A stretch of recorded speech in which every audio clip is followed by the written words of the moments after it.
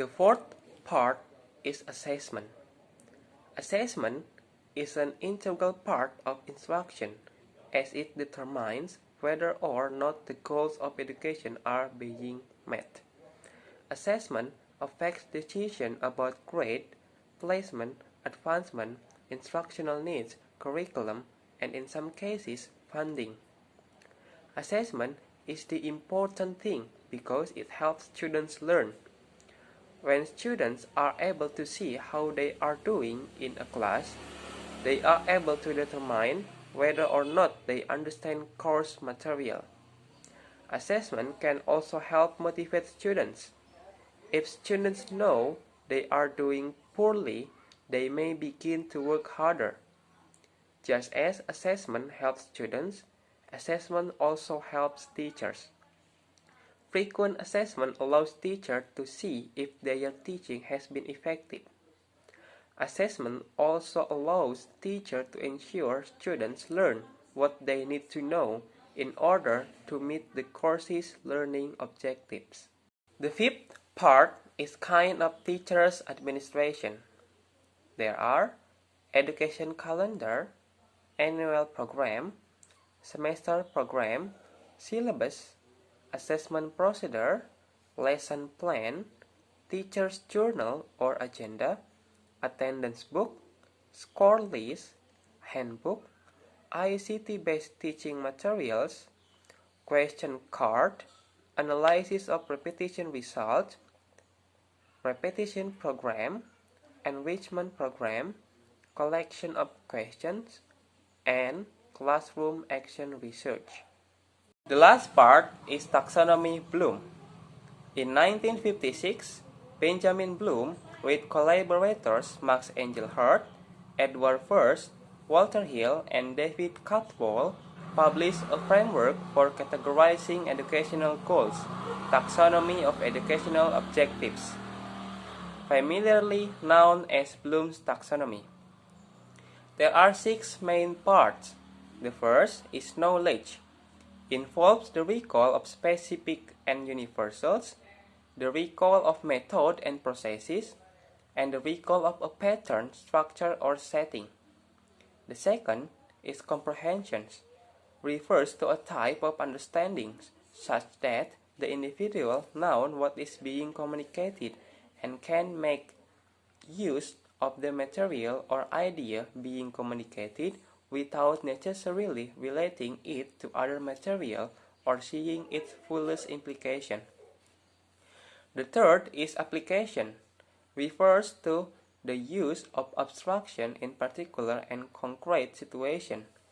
The fourth is analysis, represents the breakdown of a communication into its constituent elements or parts such that the relative hierarchy of ideas is made clear and the relations between ideas expressed are made explicit.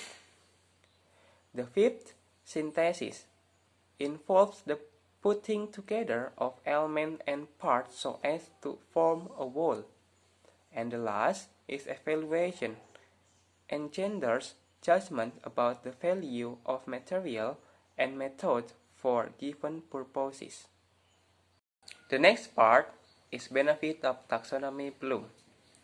The first is objectives or learning goals are important to establish in a pedagogical interchange so that teachers and students alike understand the purpose of that interchange. The second, organizing objectives helps to clarify objectives for themselves and for students.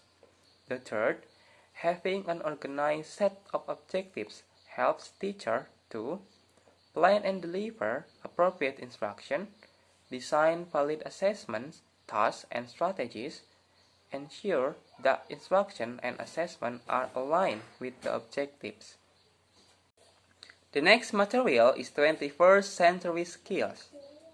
Skills, abilities, and learning disposition that have been identified as being required for success in 21st century society and workplaces by educators, business leaders, academics, and governmental agencies.